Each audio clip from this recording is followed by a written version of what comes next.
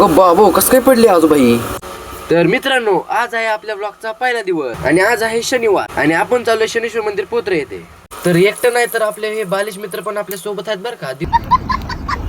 ह्यांचं वेगळंच काय तर रस्त्याने चालू होतं, तर त्यांना इग्नोर करा तुम्ही आणि निसर्ग बघा. निसर्गाचा आनंद घेत आपण आलो एक पोत्रे गावात. पण हे काका आमच्याकडे अशी का बघतो तेच कळालं नाही. काकाला टाटा म्हणून चाललोच होतो की बघतो तो काय एक आजोबा गाडीवरून पडलेले.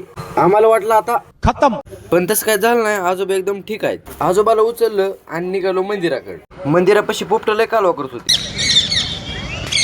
पोपटांचा आवाज ऐकून आपण आलो पाया पडायला. हे आहेत आपले शनीश्वर महाराज.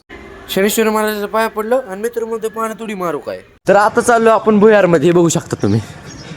हे आहे भुयारचं मेन गेट. इथनं आपण आज जाणार आहे. तर आम्ही आता चाललेलो आहे. बघू शकता इथं खूप अडचण आहे. पुढे आमच्या सोबत काय झालं ते पुढच्या ब्लॉग मध्ये बघू.